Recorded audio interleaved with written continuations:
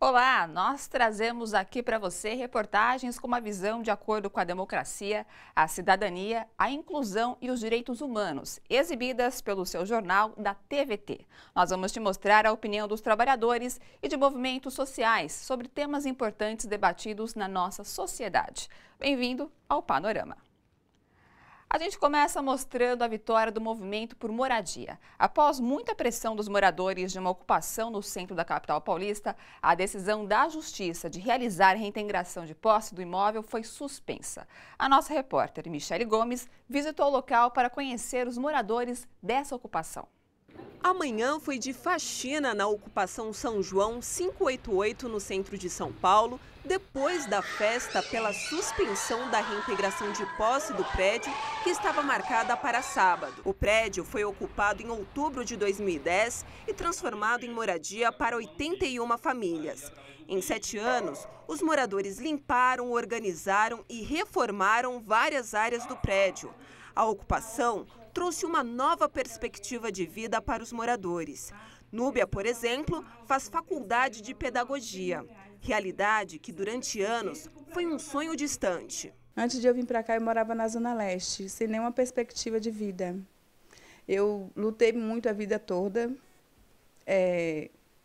para conseguir ter uma moradia digna, né? Sempre pagando aluguel, não tinha condição mesmo. Tinha um sonho de fazer uma faculdade, não tinha como fazer uma faculdade, porque era longe das faculdades, né? Para chegar no metrô, eu gastava 1 hora, 40 minutos no mínimo, para chegar no metrô. E eu não tinha nenhuma chance mesmo. E sem falar do valor, né? Que eu não tinha como pagar uma faculdade pagando aluguel. Não tinha mesmo. Aí agora eu moro aqui no centro, tive mais chance, tanto para mim quanto para o meu filho. No caso de Glaucio, a ocupação permitiu que ele saísse da casa dos pais, no interior da Bahia, onde vivia com a mulher e o filho por conta do desemprego. Eu acho assim, que desde quando a pessoa arruma uma família, a responsabilidade é da pessoa. Porém, eu já tinha meses desempregado, para não passar fome, eu tinha que morar de favor na casa do meu pai e da minha mãe. Eram meus pais que ajudavam, um pouco que eles tinham, ajudavam eu a sustentar meu filho e a minha esposa. Os filhos de Vera passaram a ter acesso a mais cultura e diversão. Na ocupação, Kevin e Matheus fizeram um curso de audiovisual em oficinas realizadas por profissionais da área e passaram a frequentar vários pontos de cultura na cidade. Bom, aqui dentro eu aprendi sobre os meus direitos. Aqui no centro, aqui próximo da gente, tem a Praça das Artes, a Galeria Ólido, que é muito boa. Tive mais acesso à cultura, à dança, a grafite, que é uma coisa que eu quero que o Dória não proíba de ser feita. Antes da ocupação, o prédio estava abandonado há quase 30 anos. O imóvel faz parte de uma lista de 53 edifícios que já estavam programados pela prefeitura para serem desapropriados e transformados em moradia popular. Em dezembro de 2016, o prefeito Fernando Haddad publicou um decreto que define o imóvel como área de interesse social. A intenção dos moradores é cobrar que esse decreto saia do papel. A nossa moradia seria a rua, a porta da prefeitura. A gente iríamos acampar na porta da prefeitura.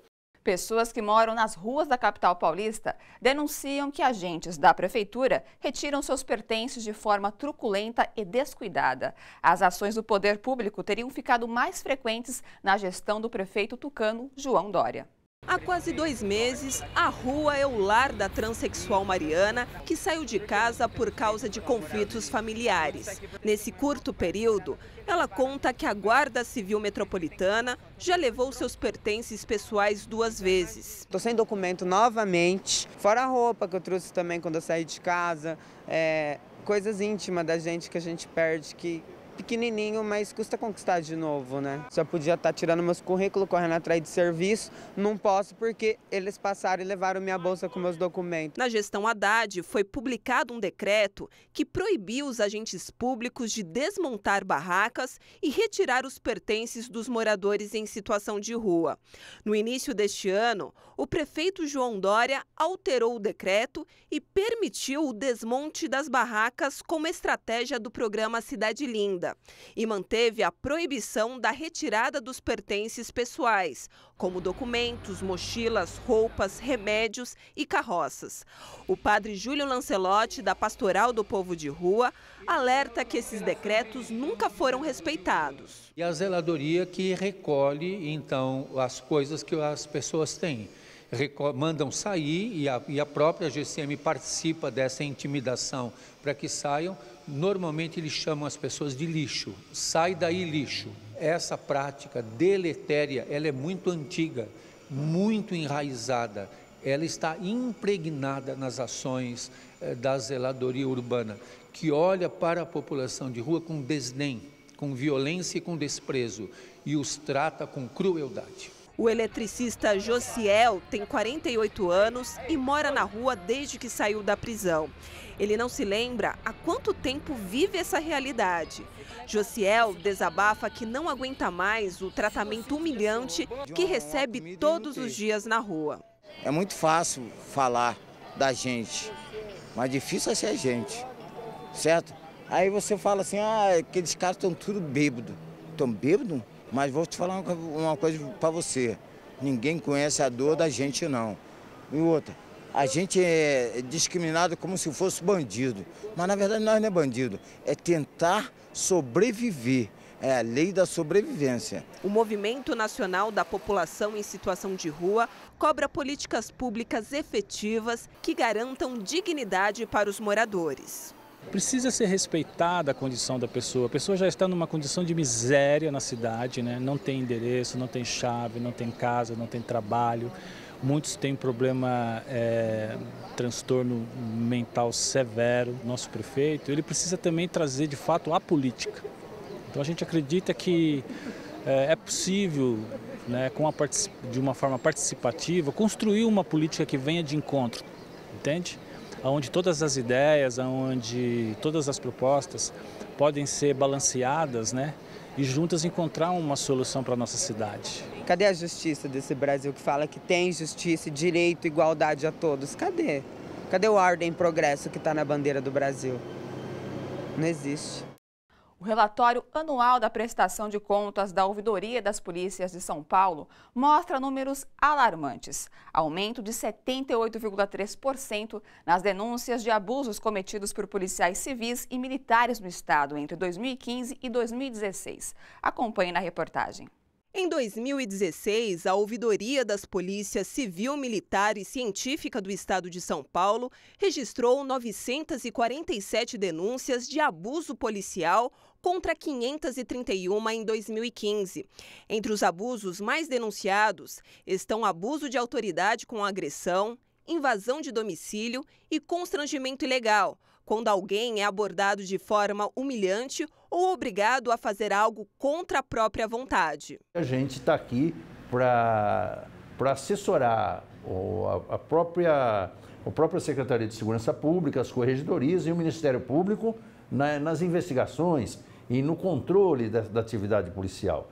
E esses maus comportamentos de alguns policiais ou de dezenas de policiais, às vezes até centenas, faz com que exista a ouvidoria para, enfim, corrigir o mau proceder de policiais que estão aí na rua e agem de uma forma ilícita. Esses dados fazem parte de um relatório anual que divulga, além dos abusos, denúncias de infrações como negligência e mau atendimento e também crimes praticados por policiais.